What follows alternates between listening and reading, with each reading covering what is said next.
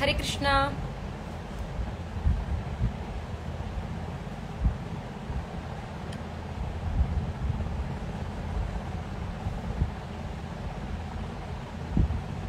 हरे कृष्णा हरे कृष्णा। एक बार मुझे Thums up दे दीजिएगा कि मेरी आवाज आ रही है या नहीं आ रही है।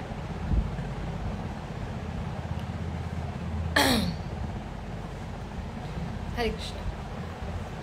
एक बार थम्स अप दे दीजिएगा कि मेरी आवाज आ रही है या नहीं आ रही है आप लोगों तक।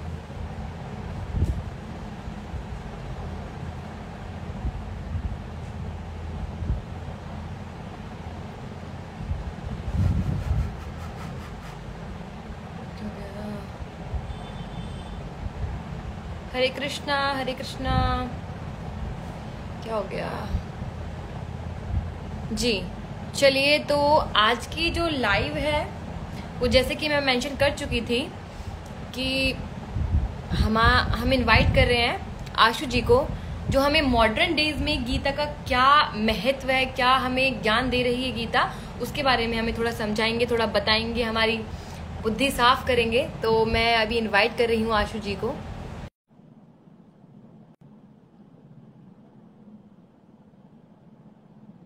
हरे कृष्णा सबको। हरे कृष्णा।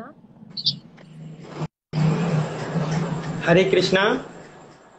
मेरी आवाज आ आप रही जी जी, आपकी आवाज आ रही है यार। है? हरे कृष्णा जानिया जी, जी, कैसी हैं आप? मैं एकदम बढ़िया हूँ। आप कैसे हैं? I am good. तो मैंने जैसे कि अपनी पब्लिक को बताया था कि आप हमें बहुत ज्ञान देने वाले हैं कि आज की मॉडर्न डेज में गीता इतनी मेहनत क्यों रखती है, वो पढ़ने की जरूरत है हमें। जी, आज के डेज में अगर हम बात करें, आपको थोड़ा मेरी वॉइस क्लियर? आशु जी, पहले हम क्लियर कर लेते हैं कि आपका जो वीडियो है बहुत हिल रहा है, बहुत प्रॉब्लम आ रही है। मेरी प्रॉब्लम। अभी देखिए क्लियर है। हाँ, थोड़ा सही तो पाई है। ठीक है, तो हम वॉइस तो आपकी आ ही रही है, तो चलिए हम शुरू करते हैं एक बार।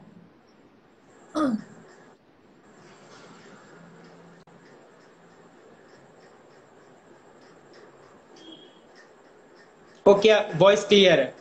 जी जी, आशु जी आप बता सकते हैं। अभी मैंने अपनी पब्लिक को, अभी दोबारा जो भी ज्वाइन हुए हैं उनको मैं बताना चाहती हूँ, ये आशु जी हैं जो हमें अभी ये समझाने वाले, ये बताने वाले। मैं भी बहुत कम जानती हूँ इस चीज के बारे में कि मॉडर्न डेज में भगवत गीता, श्रीमद् भगवत गीता। आपकी वॉइस कट रही है। आपकी वॉइस आशु जी, मैं क्लियर हूँ क्या? जी जी, क्लियर है, क्लियर है। जी, चलिए। तो क्या मैं दोबारा शुरू करूँ आशु जी लाइव, या फिर मैं नहीं, यही?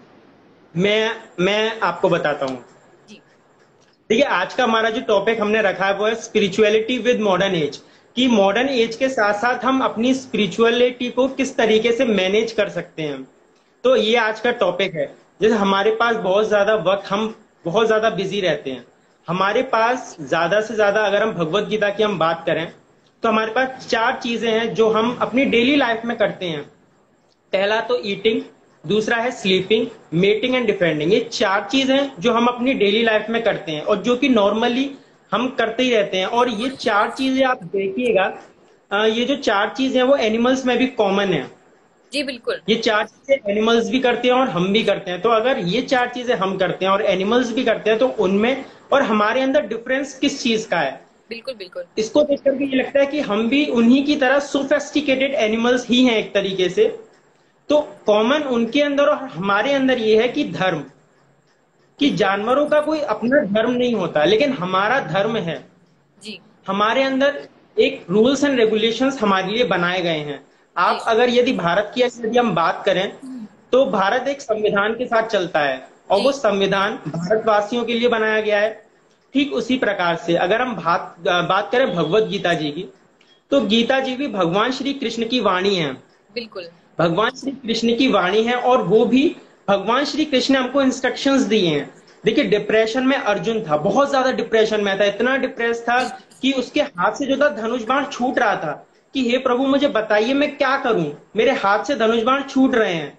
तो भगवान श्री कृष्ण उसको बोलते हैं कुतस्तवा, कि तुम्हारे दिल के अंदर इतना कलमश कैसे आया अर्जुन, तुम एक क्षत्रिय हो, अपना क्षत्रिय का धर्म निभाओ।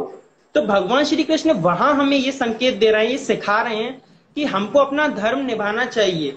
हमारा धर्म सिर्फ ये नहीं कहता कि हम सिर्फ ईटिंग करें या स्लीपिंग करें या मेटिंग या डिफेंडिंग, ये चार चीजें, ये नहीं कहता हमारा धर्म कि ये सिर्फ चार चीजें करें, क्योंकि अगर यदि हम कुछ भी खाएं या फिर सोएं तो ये सारी चीजें एनिमल्स को सिखाने की बिल्कुल आवश्यकता नहीं बिल्कुल पड़ती। बिल्कुल।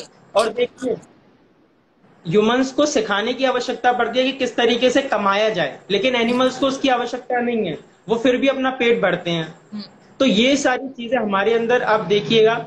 तो हम यहां से शुरुआत करते हैं भगवत गीता की। यहाँ पे भगवान श्री कृष्ण बहुत अच्छी बात कहते हैं कि अर्जुन तुम्हारा धर्म है, तुम क्षत्रिय हो, जी अगर तुम नहीं लड़ोगे तो बाकी जो लोग हैं तुमको कायर कहेंगे।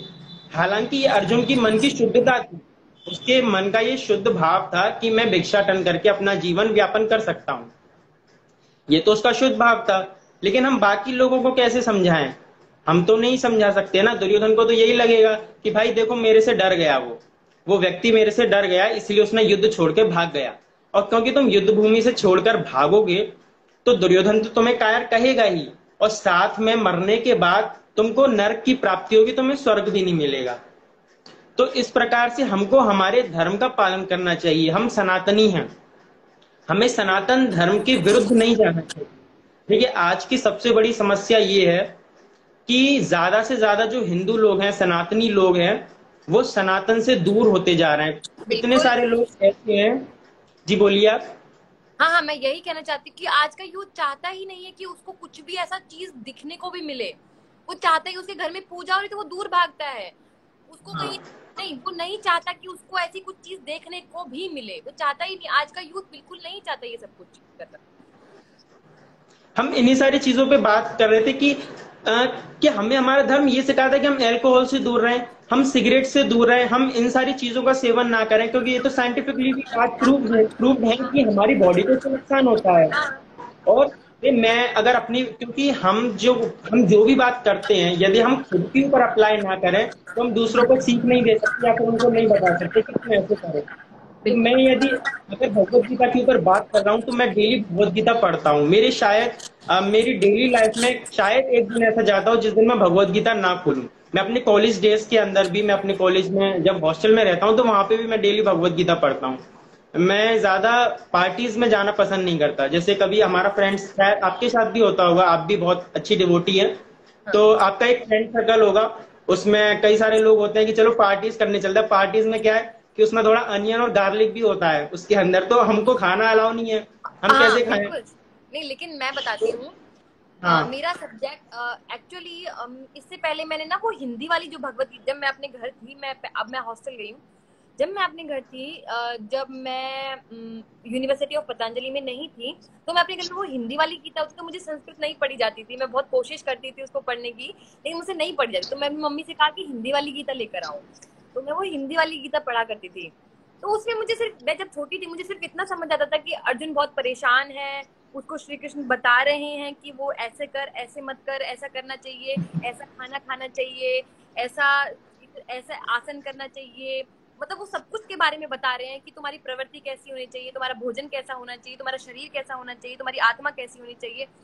तब इतना समझ आता था, लेकिन इतनी नॉलेज नहीं थी। अभी मैं, मेरा जब जब मैं यूनिवर्सिटी ऑफ पतंजलि में गई, मैंने एडमिशन लिया, जो मेरा कोर्स है, तो मुझे पता हाँ। लगा कि इसमें जो मेरा सब्जेक्ट है वो भगवत गीता भी रहने वाला है, उपनिषद भी रहने वाले हैं, दर्शन भी रहने वाले हैं। Amazing amazing. तो मैं बहुत खुश थी कि मुझे संस्कृत पढ़ना आ जाएगा और मैं सीख पाऊंगी कि कैसे पढ़ते हैं इन सब चीजों को।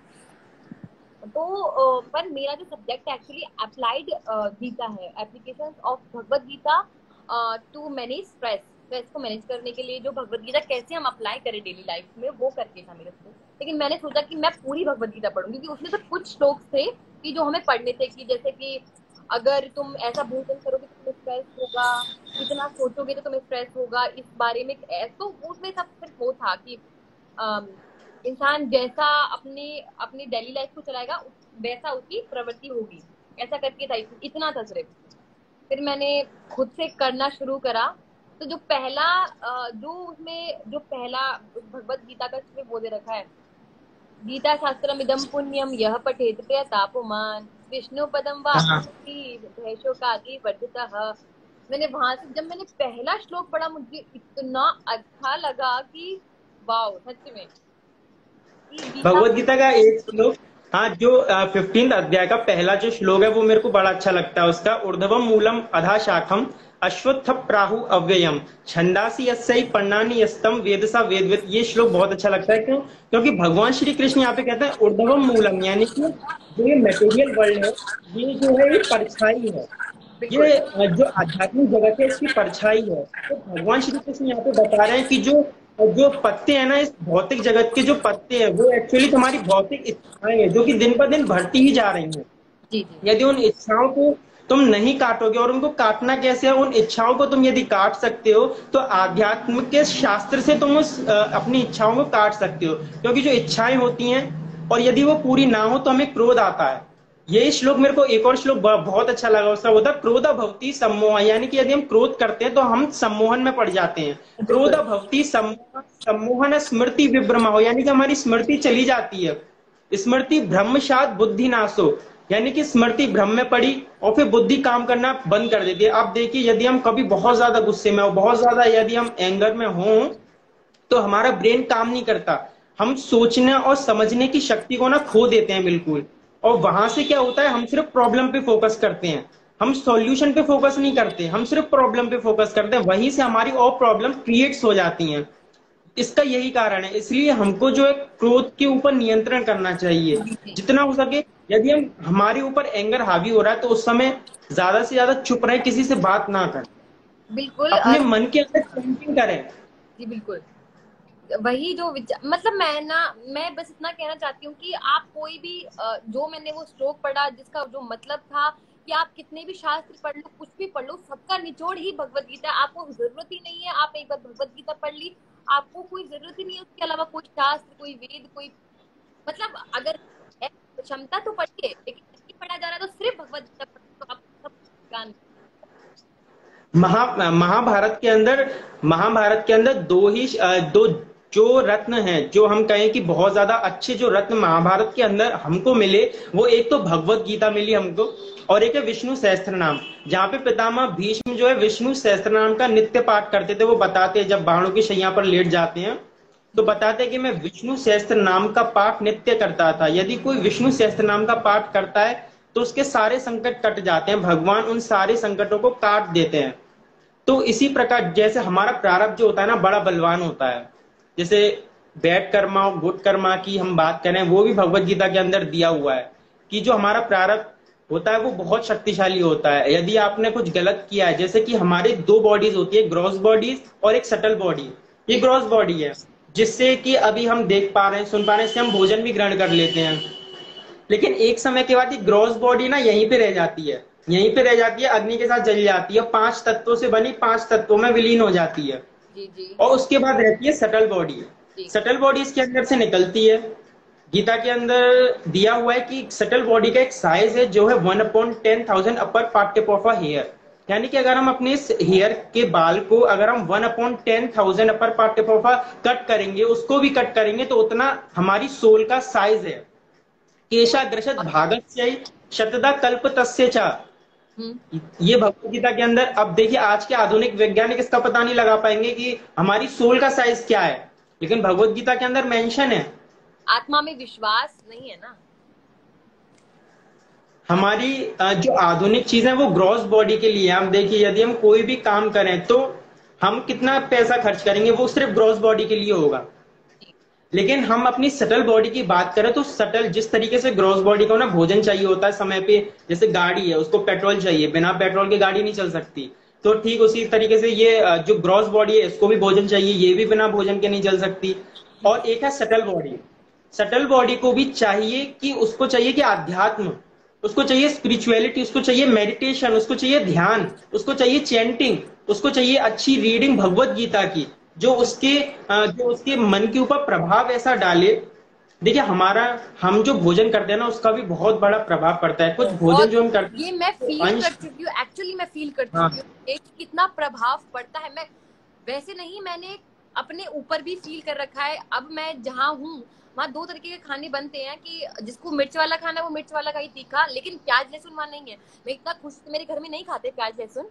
तो जब मैं गई तो मुझे इतना अच्छा लगा कि प्याज लहसुन वहाँ नहीं है। तो वहाँ दो तरीके के खाने, मिर्च वाला खाना है, एक सादा खाना है, एक नमक वाला खाना है। तो मैंने खुद अपने अंदर चेंजमेंट देखा है कि जब मैं वो वाला खाना खाया करती थी मुझे गुस्सा वगैरह, मतलब मैं, हाँ, मैं सच में फील करना ही चाहती थी क्या सोचती थी क्या। और मैं वही फील कर रही थी जो मैं सच में पढ़ चुकी थी गीता में, श्रीमद् भगवत गीता में जो मैंने पढ़ा, सच में मैं वही फील कर पाई। तो खाने का तो मैं मानूं तो बहुत बड़ा प्रभाव है। जितना आप पैकेट्स वाला ये तामसिक भोजन खाते हैं, ये पैकेट्स वाला जितना भी हम्म, सड़ा गला खाना, उससे तो बहुत सच में बॉडी सच में ही खराब हुई। इतना आलस, इतनी निद्रा, इतनी, हाँ।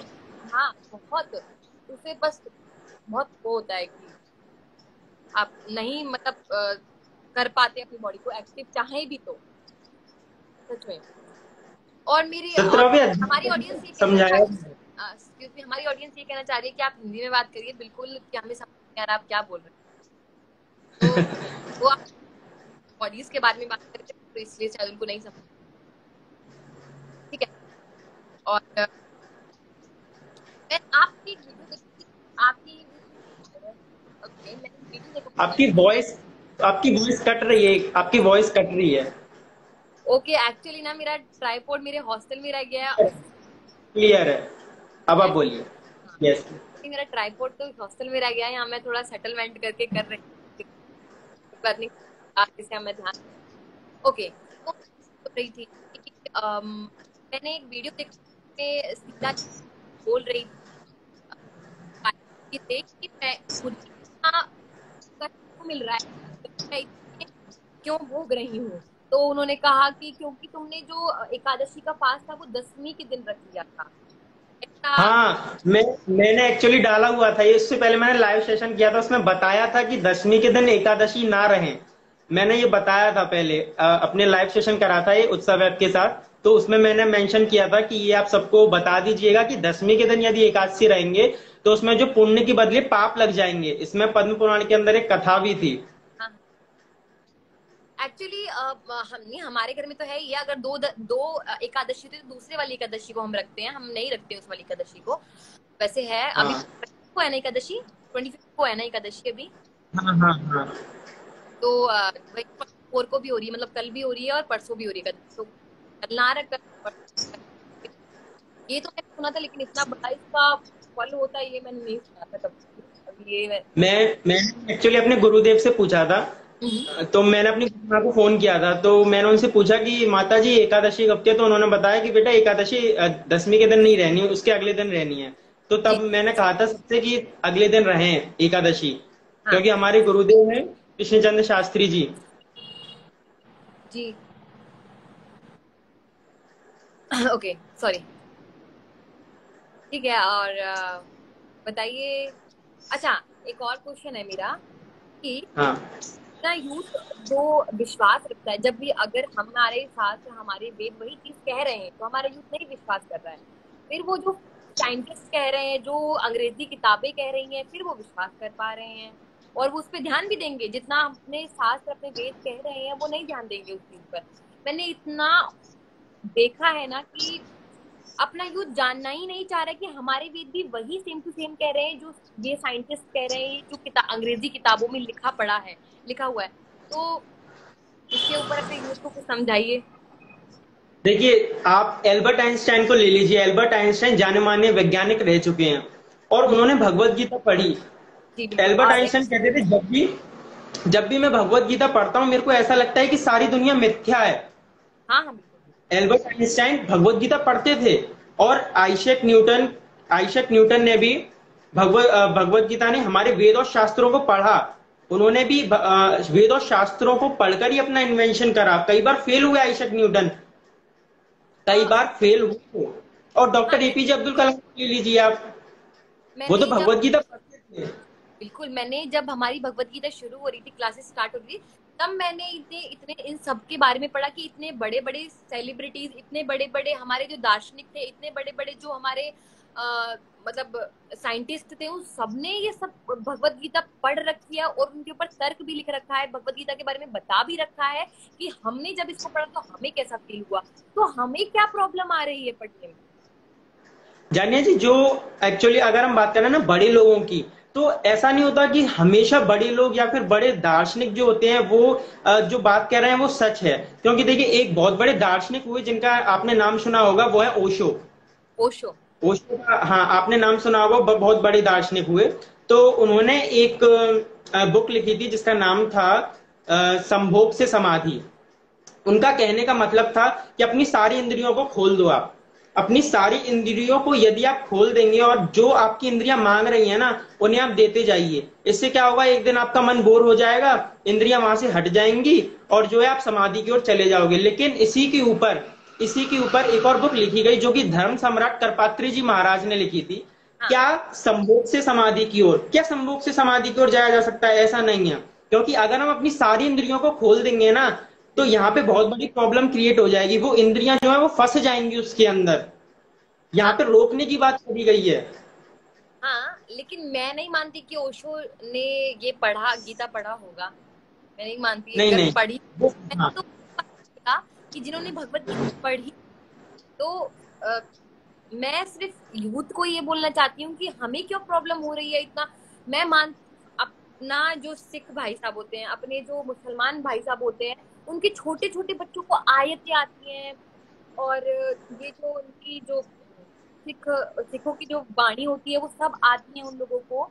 लेकिन हमारे हिंदू को सिर्फ इतना भी पूछ लो कि कंस कौन था। मैं एक्चुअली ये फील नहीं है, मैं पूछ चुकी हूँ, मैं अपनी फ्रेंड से पूछा, अच्छा कंस कौन था, तो उसने सर्च करके बताया कोई राजा था क्या, और मुझे इतना इतना शौक सा हुआ कि मैंने कि लिटरली तुम्हें नहीं पता ये। तो हमारा क्यों नहीं, हम अपने बच्चों को सिखाना चाहते हैं सबसे पहले कि A for apple, B for ball, C for cat. तो हम नहीं सिखा रहे, ए फॉर अर्जुन, अर्जुन ने ये किया था, के फॉर कृष्णा, कृष्णा ने ये किया था। क्यों नहीं सिखाना चाहते हैं, क्यों नहीं बताना चाहते हैं उनको हिंदी स्टोरीज, क्यों नहीं अरे मैं तो मानती हूँ कि अपनी जो भाषा में, अपने जो कल्चर में बात है वो कहीं भी नहीं है, लिटरली कहीं भी नहीं है। हमारे कल्चर से ना बाहर कुछ भी नहीं है। आप देखिए, सनातन धर्म से बाहर कोई धर्म है ही नहीं। अगर हम मुसलमान धर्म की भी बात करें ना, तो वो भी सनातन धर्म से बाहर नहीं है। कैसे? क्योंकि हमारे यहाँ पे देखिए, जब किसी व्यक्ति की मृत्यु होती है ना, तो उसको जलाया जाता है। बिल्कुल। और जब भगवान श्री राम जब थे इस धरती पर, तो एक राक्षस था। तो इस राक्षस को भगवान राम ने मार दिया। तो भगवान राम ने जब उस राक्षस को मारा, तो भगवान राम ने पूछा, अब इसकी इतनी बड़ी बॉडी है भाई, इसका क्या करें? तो उस राक्षस ने कहा कि मेरे को जलाना मत, तो क्या करना है? कोई बोले मेरे को गाड़ दो, गाड़ने से मेरी मुक्ति हो जाएगी। तो जो आज गाड़े जाते हैं वो मुसलमान हैं, हाँ। सनातन धर्म से बाहर नहीं है। सनातन धर्म के अंदर असुरों को गाड़ा जाता है, असुरों को गाड़ा जाता है, हाँ। तो वो उससे बाहर नहीं है। ये सब हमारे सनातन की ही परंपराएं चली आ रही हैं। um, एक क्वेश्चन पूछ रहा था कोई, एक मिनट मैं भूल गई, अभी मैं पढ़कर ही। बिल्कुल ना, मैं भी मानती हूँ कि जितने भी धर्म है, जितने भी कुछ भी है, सिर्फ सनातन ही है, सनातन से ही निकले हुए हैं, लिटरली सनातन से ही निकले हुए हैं। अब देखिए ना, ऋषभ देव जी, उनसे पहले कोई जैन ही नहीं था। हाँ। ऋषभ देव जी हमारे अवतार हुए भगवान के, उनसे पहले कोई जैन ही नहीं था। हाँ। और हमारे एक और चीज मैं क्लियर करना चाहता हूँ यहाँ पे अपनी ऑडियंस के साथ, कि यहाँ पे हमको बताया जाता है कि जो गौतम बुद्ध हैं वो एक्चुअली में भगवान के अवतार हैं। लेकिन जो गौतम बुद्ध है वो भगवान के अवतार नहीं है, क्योंकि गौतम बुद्ध नेपाल लुम्बिनी में प्रकट हुए थे। और जो हमारे भगवान बुद्ध हैं, भागवत जी में लिखा हुआ है, यदि आप पढ़ें तो, बुद्धो नामना जनसुता कीकटेशु भविष्यति, यानी कि कीकट देश में, गया में जो बुद्ध जी प्रकट हुए वो भगवान के अवतार हैं। अगर हम देखेंगे, अगर हम ये कहेंगे कि नेपाल लुम्बिनी वाले गौतम बुद्ध भगवान के अवतार हैं, तो वेद व्यास जी की तो भविष्यवाणी गलत हो जाएगी, और आज तक भविष्यवाणी गलत कभी हुई नहीं। वेद व्यास जी तो स्वयं भगवान का स्वरूप थे। तो यहाँ पे दो बुद्ध हैं, एक गौतम बुद्ध और एक भगवान बुद्ध। जो भगवान बुद्ध हमारे हैं वो गया जी में प्रकट हुए, कीकट देश में, और जो गौतम बुद्ध है वो नेपाल लुम्बिनी में हुए। तो जो वेद के निंदक माने जाते हैं गौतम बुद्ध, तो वो भगवान नहीं थे। उनको गया में जाकर के बुद्धत्व की प्राप्ति हुई। जो सिद्धार्थ की कहानी उनको बताई जाती है कि सिद्धार्थ थे जो राजकुमार थे, वो फिर बाद में गौतम बुद्ध हुए। वो उनको गया जी में जाकर के बुद्धत्व की प्राप्ति हुई, इसलिए उनको बुद्ध कहते हैं। गुरुकुल स्कूल यूनिवर्सिटीज में बिल्कुल मैं इन्होंने बात की है कि इनमें संस्कृत एजुकेशन जो मिलनी चाहिए स्कूल्स में यूनिवर्सिटीज में। देखो ये तो हमारा लॉ बदले, अगर कोई हम तो कुछ भी कितना भी कर ले, एक तो ना हिंदू में एकता है ही नहीं, कितना भी एकता दिखाने की कोशिश कर ले पीछे हटना आता है। बस कोशिश ही नहीं कर रहा। इतना मैनिपुलेशन है ना हमारे हिंदुओं का, इतना मैनिपुलेशन है कि दूसरों को देखकर, दूसरों को सीख कर जो वो कर रहे हैं वही हमें करना है, बस नहीं कर पा रहे हैं कुछ भी। हाँ, तो वही मैं बोल रही थी कि ये जो सच में अगर हो जाए कि संस्कृत जो लैंग्वेज है वो स्कूल्स में यूनिवर्सिटीज में कंपलसरी हो जाए, गीता कंपलसरी हो जाए, भगवद गीता कंपलसरी हो जाए, तो जैसे ही यूथ थोड़ा अकबर दी ग्रेट ना पढ़ाकर अर्जुन कौन सा पढ़ाया जाए तो। ये राणा प्रताप जी जो थे उन्होंने अकबर को हरा दिया था, लेकिन महाराणा प्रताप को नीचे दिखा देते हैं। बिल्कुल महाराणा प्रताप के बराबर भी अकबर नहीं आ पाता था, उसकी तो हाइट इतनी छोटी थी।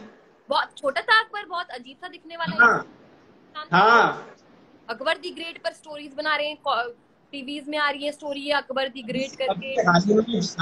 जानिया जी, अभी हाल ही में किसी ने मेरे को मैसेज किया था कि हमारे जो कॉलेज है उसके अंदर, दिल्ली का एक कॉलेज है, उसके अंदर जो है कोई हिंदी से ऑनर्स करी हुई कोई बच्चा था, तो उसने मैसेज किया कि उसमें लिखा हुआ है एक चैप्टर है जिसमें भगवान श्री कृष्ण के नाम से उस चैप्टर को बनाया गया उसमें, और डिवोटीज की इतनी इंसल्ट की गई है कि जो भगवान श्री कृष्ण थे मतलब ऐसा कहानी बनाई गई है कि भगवान श्री कृष्ण अपने भक्त से कह रहे हैं, अरे मैं गोपियों के संग रास रचाता हूं तो तू भी जाके रास रचा, तुझे क्या प्रॉब्लम आ रही है।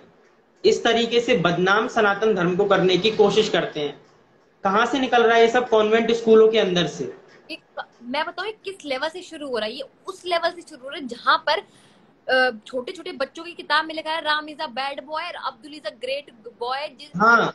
राम तो टूथपेस्ट नहीं करता है और इसलिए वो बैड बॉय है, और अब्दुल है जो वो टूथपेस्ट करता है डेली इसलिए वो गुड बॉय है। तो ये इतने से लेवल से शुरू हो रहा है कि राम तो बैड बॉय है, वहां से शुरू हो रहा है, वहां तक जा रहा है, वो वही चीज है। और आप कुरान पे एक चीज नहीं लिख सकते, आप अल्लाह के ऊपर कोई शब्द कोई टिप्पणी गलत नहीं कर सकते। यदि आप करेंगे तो आप भी जानते हैं क्या हाल होगा आपका, और आप हमारे सनातनियों के पीछे पड़े हुए हैं। अपने नारद मुनि को ऐसे टीवियों में ऐसा दिखा देते हैं कि वो है, हाँ। बोले हैं, हाँ, बल्कि बड़े वो गुरु रहे हैं, हमारे ध्रुव जी के, प्रहलाद जी, इतने बड़े बड़े भक्तों के वो गुरु रहे हैं, वेद व्यास जी के भी गुरु हैं वो। और उनको दिखाते, हाँ, इतना फनी दिखा देते हैं उनको, इतना फनी दिखा देते हैं, और हमें तो अपोजिशन नहीं, हमें कुछ बुरा नहीं है, हम हंस रहे हैं उस पर, हम तो मजाक भी उड़ा रहे हैं उस पर। वही हमारा बॉलीवुड के अंदर उसके ऊपर सॉन्ग्स बन रहे हैं कि राधिका, पता नहीं कौन कौन से सॉन्ग्स बने हमारे देवी देवताओं के ऊपर, और लोग उनको देख करके एंजॉय करते हैं, उनको एंजॉय करते हैं उनके खिलाफ बोलने की बजाय,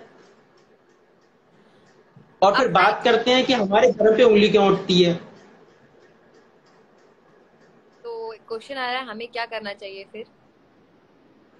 देखिए, हमें जागरूक होना चाहिए, ज्यादा से ज्यादा हमको अपने धर्म के बारे में ज्ञान होना चाहिए, जिससे कोई बाहर का व्यक्ति आकर के हमको हमारा धर्म ना सिखाए। हाँ। कोई बाहर का व्यक्ति आए हमको हमारा धर्म ना सिखाए, हमें हमारा धर्म अच्छी तरीके से पता है। हमसे हमारे हिंदू ना पूछे कि आज तिलक क्यों लगा रखा है तूने, आज कलावा क्यों डाल रखा है। हाँ। हमारे हिंदू ना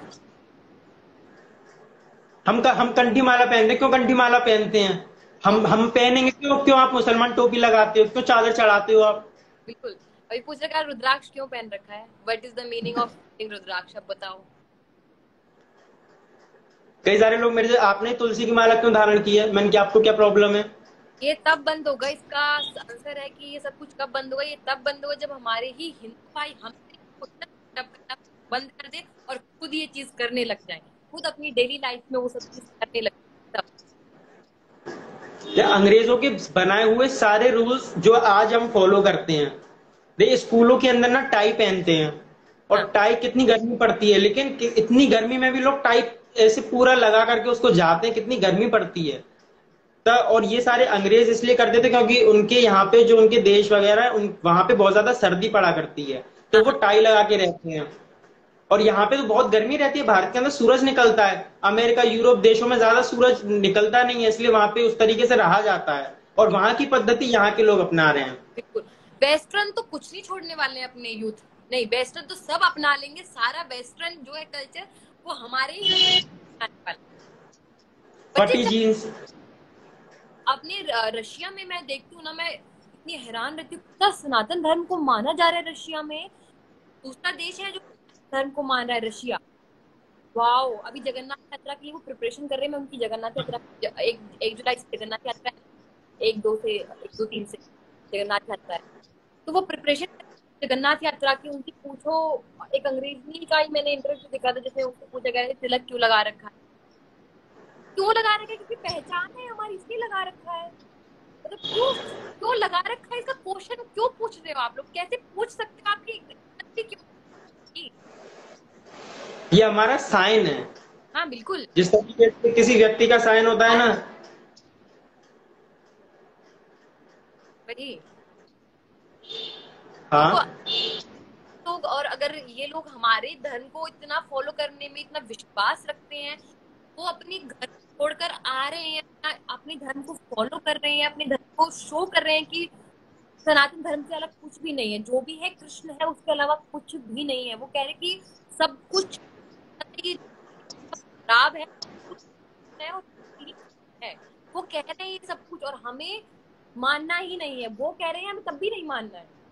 हमें हमारा इतना मैन्युपुलेशन हुआ पड़ा है ना, हमारे यूथ का इतना मैन्युपुलेशन है, बहुत मैन्युपुलेशन है कसम से। नालंदा विश्वविद्यालय में पूरा पुस्तकालय जला दिया गया। नालंदा विश्वविद्यालय में जो हमारे वेद पुराण और उपनिषद वगैरह रखे गए थे, हमारे साधु संतों को इतने सारे वेद जो पुराण उपनिषद कुछ तो कंठस्थ थे उनको, जिसकी वजह से आज हमें पुराण मिल जाती हैं, कई सारी भागवत पुराण मिल जाती है, गीता मिल जाती है, सब लोगों को कंठस्थ थी वो। तब आप मिटा सकते हो, जला सकते हो, लेकिन कंठस्थ को थोड़ी ना आप मिटा सकते हो। तो उनको अच्छा हुआ कि कंठस्थ थी, जिसकी वजह से आज हम पढ़ पा रहे हैं उन सारी चीजों को।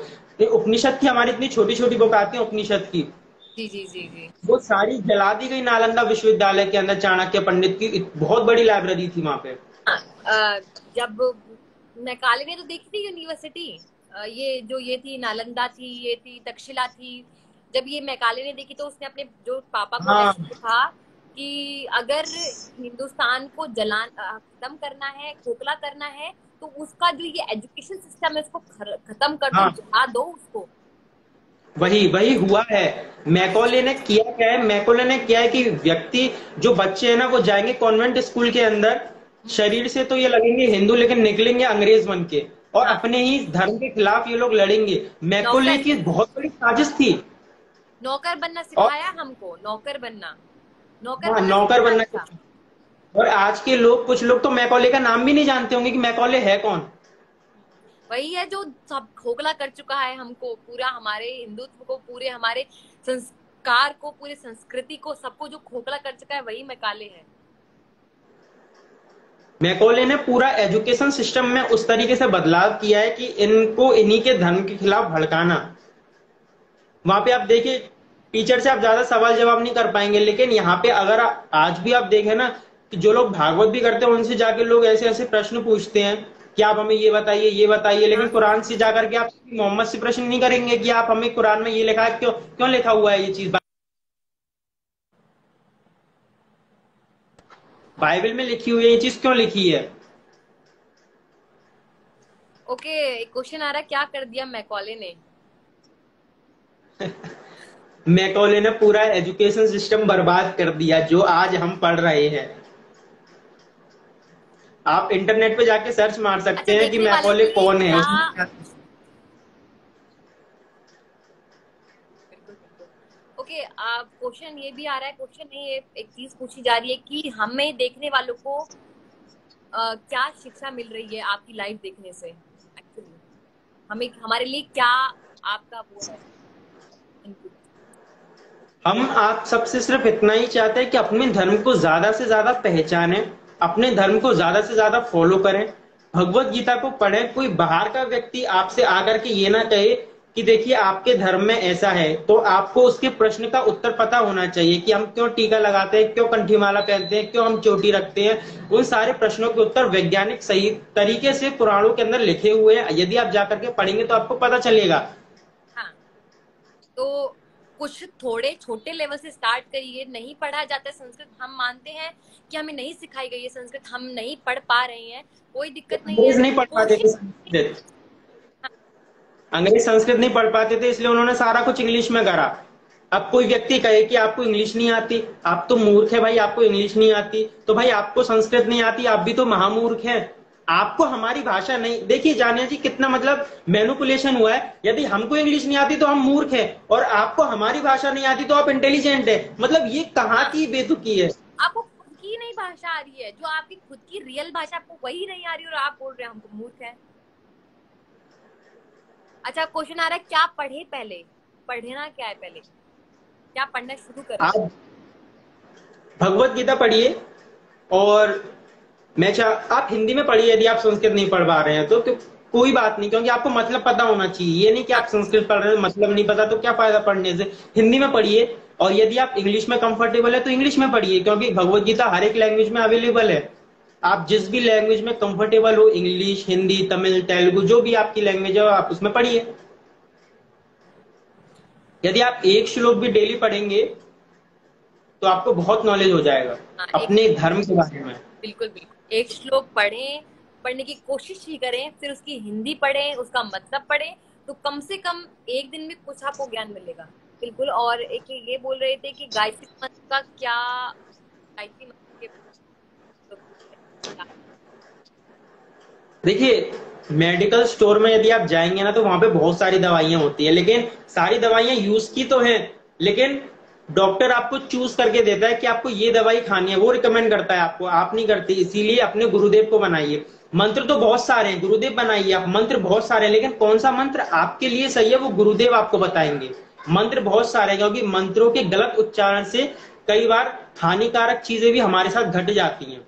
मंत्रों का बहुत महत्व होता है। अब कोई व्यक्ति था तो वो पढ़ता था कि ओम नमो भगवते वासुदेवाय नमः, उसने 12 अक्षर मंत्र का उल्टा मतलब कर दिया। ओम पहले भी लगा रहा है, ओम बाद में भी लगा रहा है, तो ओम नमो भगवते वासुदेवा ही है, और वासुदेवा के बाद नमः भी कर दिया, तो मतलब क्या रहा, दो बार ओम लगा के। इसीलिए कई सारी, जिस तरीके से मेडिकल स्टोर में दवाई रहती है ना, डॉक्टर रिकमेंड करता है आपको गुरुदेव बनाइए, आपको एक मंत्र देंगे, उस मंत्र का डेली जाप कीजिए। ये नहीं कि आपने अपने मन से गायत्री मंत्र उठाया और उसका जाप करने लग गए, नहीं, ऐसे नहीं होता। ओके, और गुरु कैसे बनाया जाए, ये मेरा भी क्वेश्चन है, गुरु कैसे बनाया जाए? क्योंकि देखिए गुरु की एक पहचान, मैंने अपने गुरुदेव बनाए, उनका नाम कृष्णचंद्र शास्त्री ठाकुर जी है। आप गूगल पे सर्च कर सकते हैं, संस्कार चैनल पर उनकी कथा आती है कई बार। मैंने आपकी रील देखी थी, उसमें आप राम कथा सुन रही थी, उसके बारे आप कहाँ पे सुन रही थी राम कथा? मेरी यूनिवर्सिटी में, खुद की यूनिवर्सिटी में। अच्छा, यूनिवर्सिटी में राम कथा चल रही थी आपकी, बहुत अच्छा। हम सोच रहे कि हम भी काश इतने सौभाग्यशाली होता, हमारी यूनिवर्सिटी का तो भगवत गीता पढ़ाई जाती और उसमें भी राम कथा चलती, हमें बहुत मजा आता।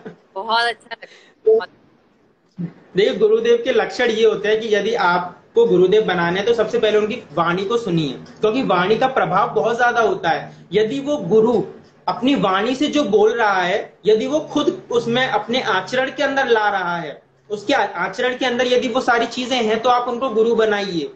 क्योंकि गुरु की वाणी होती है ना, वाणी से हमको पता चल जाता है कि वो गुरु आखिर है कैसा।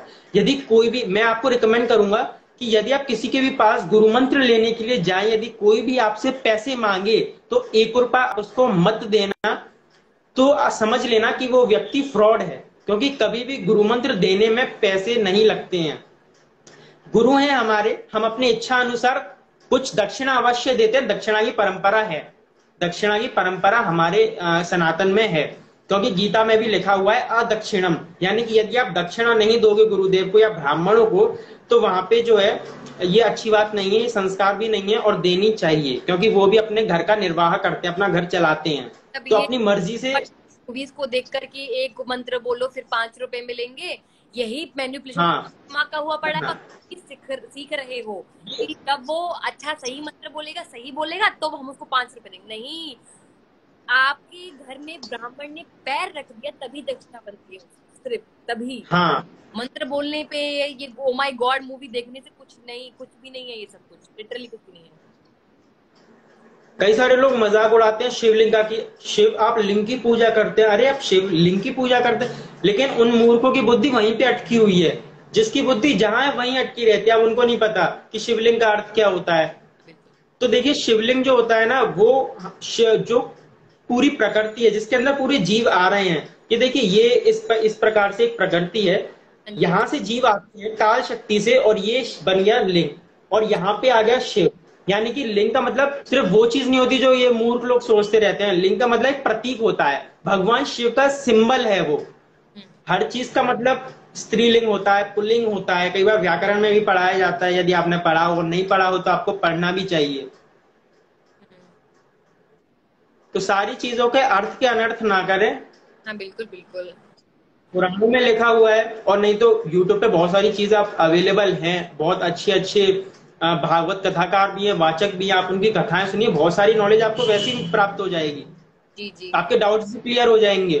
हाँ, आप जानने की कोशिश तो करिए अपने धर्म के बारे में, आपको हाँ, बहुत सारा कंटेंट मिल जाएगा। ये कुछ भी नहीं है। बहुत।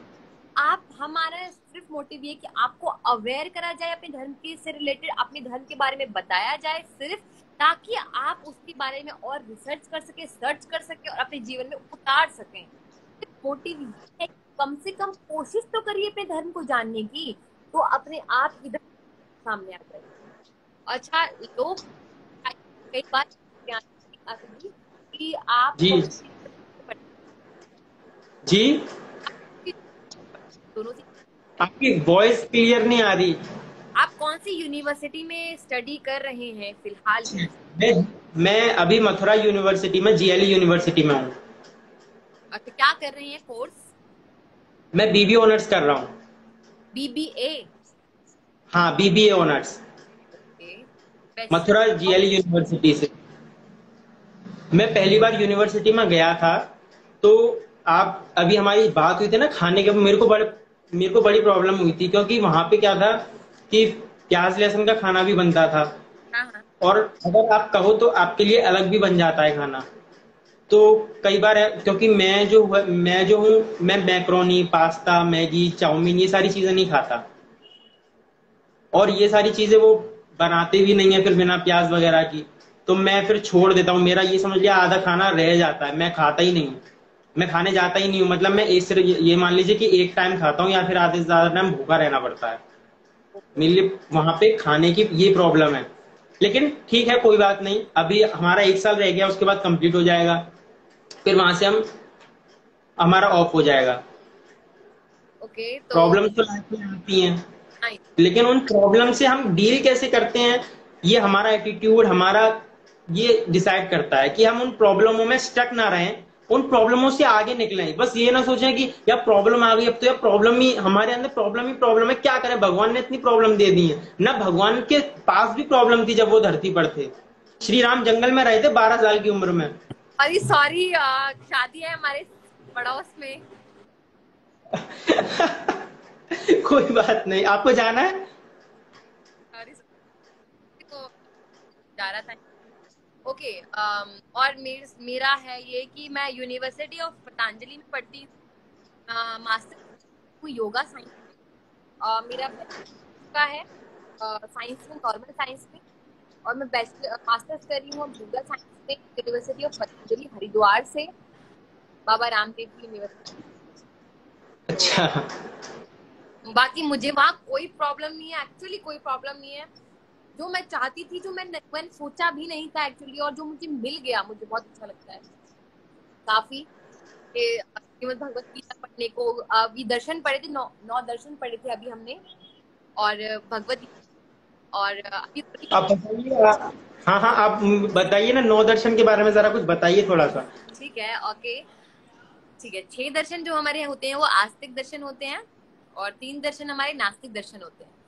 जो आस्तिक दर्शन होते हैं वो वेदों को जो मानते हैं, जो आत्मा पर विश्वास रखते हैं, वो दर्शन है 6 दर्शन। और जो 3 दर्शन है वो हमारे जो वेदों को नहीं मानते, जो मानते हैं कि ये जो बॉडी है वही वही है सब कुछ, कोई आत्मा नहीं है, कोई कुछ नहीं है, और मरने के बाद कुछ नहीं है, मतलब जो है इसी बॉडी का है।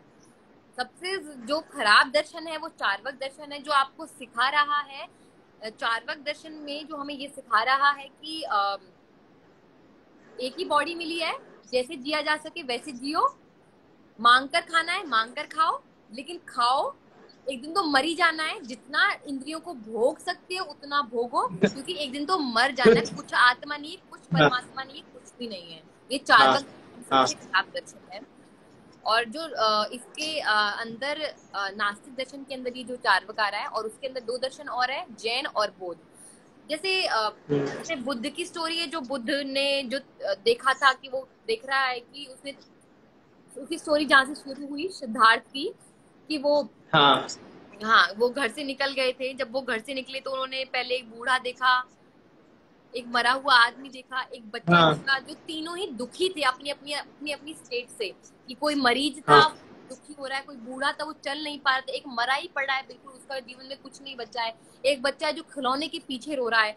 फिर उसने एक सन्यासी को देखा जो कि बहुत खुश था, तो उससे पूछा तो क्यों खुश है, तो उसने बोला क्योंकि मेरे पास कुछ भी नहीं है, ना मैं कुछ एक्सपेक्टेशन रख रहा हूँ और ना मैं कुछ चाह रहा हूँ अपने जीवन से, जो मिल जाएगा जैसा मिल जाएगा वैसे ही मैं खुश हूँ। जब उसने उस भिक्षुक को देखा, उस साधक को देखा, तो उसने अपने जीवन से सोचा कि मुझे भी यही ज्ञान देना है लोगों को और यही मुझे भी करना है। ये सिद्धार्थ की थी, लेकिन सिद्धार्थ भी इस बात में विश्वास रखता था कि आत्मा कुछ नहीं है। उसने सोचा कि जो बॉडी है, लेकिन इसको अपना उस विचार से जिया जाए ताकि हमें कोई एक्सपेक्टेशन ना हो अपनी लाइफ से, कुछ मिले, कुछ चीजें जरूरत ना हो अपनी लाइफ से, ये सब कुछ ऐसा, मतलब सच्चे बन के रहो, अच्छे बन के रहो, ये करके कि पूरी लाइफ एक अच्छे उसमें काटनी है, गंदा नहीं बन के रहना है, क्योंकि पीछे से भी गालियां देते हैं लोग, उसने ये भी देखना है करके। हाँ, तो जो 9 दर्शन है वो हमारे आस्तिक दर्शन है, वेद, सॉरी, ओके, जो हमारे वेदों के बारे में हमें बता रहे हैं, आत्मा पर विश्वास रखने को बता रहे हैं। और इसमें एक ये हमारा योग दर्शन भी है जो महर्षि पतंजलि ने दिया था। हमारा फोकस वैसे इस पे ज्यादा करते क्योंकि योग का थोड़ा है ना, तो इस दर्शन पे ज्यादा फोकस करते जो महर्षि पतंजलि ने हमें दिया था। तो न्याय, वैशेषिक, योग, मीमांसा, वेदांत, और कौन सा दर्शन रह गया, दर्शन कौन सा रह गया? बहुत अच्छी नॉलेज है आपको, बहुत मतलब अच्छा कोर्स आपने किया है, बहुत अच्छा कोर्स आपने चूज किया है। हाँ, बहुत अच्छी चीज है आपने से मैं मुझे लग रहा है कि मैं आपसे बहुत कुछ सीख सकता हूँ दार्शनिक के बारे में और इन सारी चीज मेरे को बहुत इंटरेस्ट रहता है इन सारी चीजों के बारे में जानने। मेरे अंदर ना एक क्यूरियोसिटी है कि मैं इन सारी चीजों के बारे में जानूं। मेरे को जानना था कि ये ब्रह्मांड, ये सोल, और मेरे को इन सारी चीजों के बारे में जानना था, तो मैंने भगवत गीता को जब आप दर्शन पढ़ोगे तो सबके अलग अलग, सब कोई अलग अलग पदार्थ को मानता है, सब कोई अलग अलग, सबकी विचार, सबकी ना 3 वो आचार मीमांसा, तत्व मीमांसा और ज्ञान मीमांसा, तीनों की अलग अलग होती है। ज्ञान मीमांसा, तत्व मीमांसा और पदार्थ, मतलब ये जो मानते हैं ये तो अलग अलग, हर कोई, जब आप सब दर्शनों को पढ़ोगे तो आपको पता लगेगा कि हर दर्शन अलग अलग मान रहा है। तो बताया गया है, जैसे योग दर्शन कह रहा है जो भी है वो आत्मा है, मतलब जो भी है वो योग है। जैसे कि आप समाधि में जब चले जाइए, समाधि जो लास्ट समाधि होती है ना, ध्यान समाधि है ना, हाँ, यम नियम आसन हाँ, हाँ, बोलिए। यम नियम आसन प्राणायाम, यम नियम थोड़ा आसन भूल रहा, प्राणायाम, प्रत्याहार धारणा ध्यान समाधि, प्रत्याहार धारणा ध्यान समाधि। हाँ, ये भगवत गीता के अंदर 9 लेटर बताए गए योगा के। हाँ, हाँ, तो जो ये कह रहा है योग दर्शन सब अलग अलग बताया, तो योग दर्शन कह रहा है कि जो धारणा, ध्यान, समाधि, यही जो 3 चीज है, यही आत्मा को परमात्मा से मिलाता है। पहले ध्यान और फिर समाधि। बोलते थे धारणा ध्यान से भी वापस आ सकता है इंसान, समाधि में चला गया वो वापस नहीं आ सकता, वो तो वो परमात्मा वापस से। नहीं आ सकता, वो एक लास्ट स्टेज हो जाती है परमात्मा से मिलने के लिए। यहाँ पे मैं प्रवचन सुन रहा था, हाँ। एक बहुत अच्छे महाराज जी राघवाचार्य जो, उनके मैं प्रवचन सुन रहा था, तो वो बता रहे थे यम नियम आसन। वो कह रहे थे कि कोई भी व्यक्ति अगर इन 9 योगा को अगर फॉलो करेगा तो वो आपको सड़क पे घूमता हुआ नहीं मिलेगा। अष्टांग योग बोलते बहुत हैं ही इसको। कठिनाई बहुत ही मुश्किल होता है। इसके लिए स्मरणम कीर्तनम केली, यानी कि स्मरण में आपके कोई भी ऐसा चित्र नहीं आना चाहिए जिससे कि आपको अपने पांचों कर्मेंद्रियों, पांचों ज्ञानेंद्रियां और एक मन, तो इन सारी चीजों से हमको ब्रह्मचर्य का पालन करना पड़ता है। वही 5 कर्मेंद्रिया, 5 ज्ञानेंद्रिया, एक उभय इंद्रिय। हाँ। तो लास्ट एक मैसेज दे दीजिए आप अपनी ऑडियंस को, जो आपको इतनी देर से देख रही हैं। आशु जी, आप एक जो मैसेज देना चाहते हैं, पर्टिकुलर मैसेज आपको एक बार दे दीजिए आप। मैं मैसेज यही देना चाहूंगा कि सारे लोग जितने भी मुझे यहाँ पे सुन रहे हैं, आप भगवत गीता को पढ़िए। आपको कोई भी प्रॉब्लम आती है तो आप हमको डीएम कर सकते हैं, हम आपको भगवत गीता के बारे में, हमारी टीम है, हम भगवत गीता के बारे में आपको जानकारी देंगे। उससे रिलेटेड पीडीएफ हमने ग्रुप बनाया हुआ है, आप लिंक पे जाकर के उस ग्रुप में ज्वाइन हो सकते हैं और आपको पीडीएफ भगवत गीता से रिलेटेड सारी चीजें मिलेंगी। वेद शास्त्रों को पढ़िए, क्योंकि उन सारी चीजों को यदि आप पढ़ेंगे तो कोई भी अन्य धर्म का व्यक्ति आपको आकर के मूर्ख नहीं बनाएगा। कोई मेडिकल स्टोर की दुकान पे बैठा है और यदि कोई बाहर का व्यक्ति, आप ये वाली दवाई ले लीजिए, भाई क्यों ले लें, आपको पता है इसकी जानकारी, आपके पास सर्टिफिकेट, आपके पास कुछ जानकारी है, नहीं, उससे सुना था। तो सुनने वाली चीजों पे विश्वास मत रखिए, आप पढ़िए, चीजों को पढ़ें और फिर उसको सोचें कि आखिर मैंने पढ़ा क्या है, उसके बारे में थोड़ा चिंतन करें, क्योंकि चिंता से चिंतन की ओर जाना, यही भगवत गीता है। चिंता से चिंतन की ओर जाएं, ज्यादा चिंता ना करें, चिंतन की ओर जाएं, है ना। तो आप चिंता ना करें, चिंतन की ओर जाए, भगवत गीता पढ़ें, चैंटिंग करें डेली और अपने मन को शांत रखें, बस मन को तो शांत रखें। मैं भी आपकी एक स्टूडेंट बन सकती हूँ।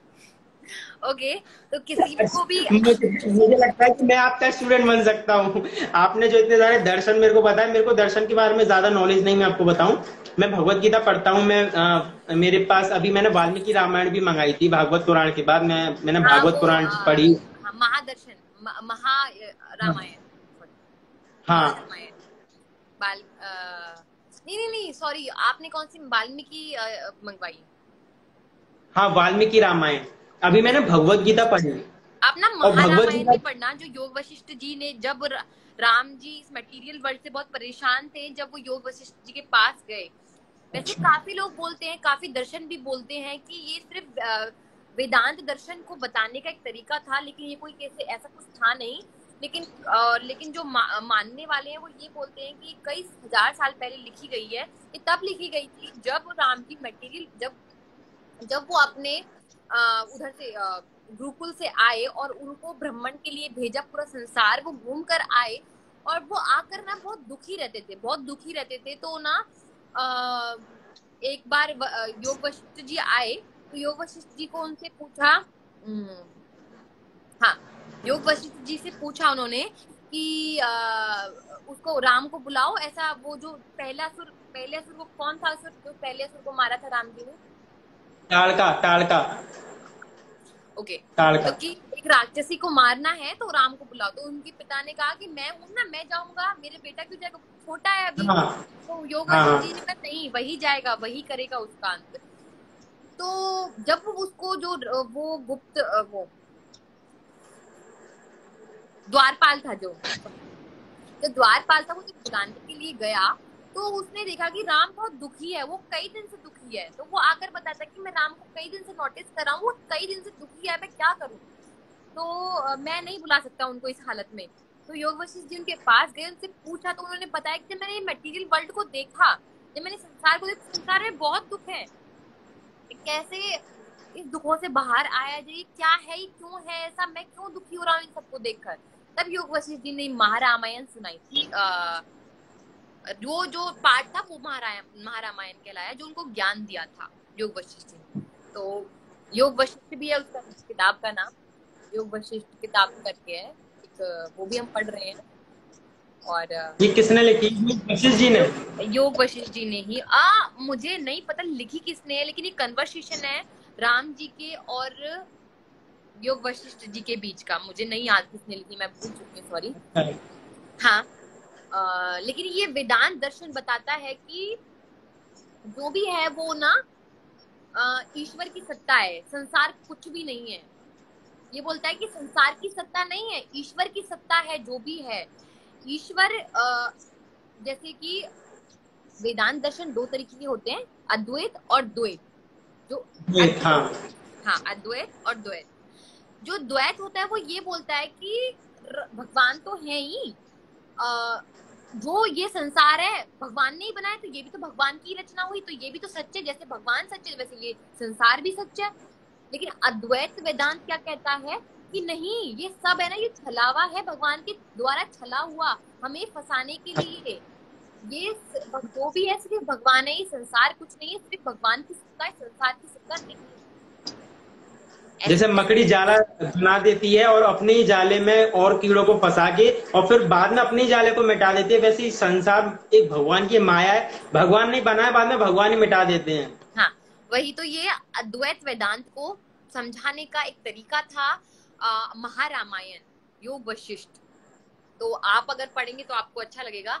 बाकी मैं भी अपनी मैं ऑडियंस से ये बिल्कुल कहना पढ़ूंगा। चाहती हूँ, मैं भी अपनी ऑडियंस जी। से ये कहना चाहती हूँ कि आप पढ़िए, जो भी आपका जो भी मन है पढ़ने का, गीता शास्त्र जो भी है, और आप आशु जी को कांटेक्ट करिए। आपको कुछ समझ नहीं आ रहा है तो यही अपनी बात को आप समाप्त करते हैं। ऑडियंस भी शायद बोर हो चुकी है काफी, लेकिन ठीक है। तो बहुत अच्छा लगा आपसे इन सारी चीजों के बारे में बात करके, और आप जिस कॉलेज के अंदर पढ़ रहे हैं बहुत अच्छा कि उसके अंदर भी ऐसी वेदों की बातें और शास्त्रों की बातें और कथाएं भी होती हैं। बहुत अच्छा कॉलेज है आपका। जी। तो कहाँ से हैं आप जानिया जी? हाँ, आप कहाँ से हैं? मैं हरियाणा, हरियाणा पलवल। अच्छा, हरियाणा पर। अभी आप हरियाणा में ही हैं? अभी मैं अपने घर आई हुई हूँ हॉस्टल से। मैं अपना ट्राईपॉड भी भूल आई थी अभी। मेरे को बहुत प्रॉब्लम हो रही थी यहाँ पे, मैं परेशान हो गई थी काफी। ठीक है। आपका घर हरियाणा में है? जी। अच्छा। चलिए फिर, हरे कृष्णा, जय श्री राम। हरे कृष्ण, जय श्री राम। चलिए, Ram Ram guys, bye bye. Bye, फिर मिलेंगे कुछ नई चीजों के साथ। जी बिल्कुल। तो आप कांटेक्ट करते रहिएगा आशु जी से, जो पढ़ रहे हैं वो पूछते रहिएगा, उनसे कोई क्वेश्चन है वो रामायण गीता से रिलेटेड आप पूछिएगा, वो बहुत हेल्प करेंगे आपकी। चलिए, राधे राधे, हरे कृष्णा, जय श्री राम। राधे। हरे। कि कब आप लाइव आओगे? तो मैं आऊंगी लाइव, जो आपके क्वेश्चंस है। ठीक है।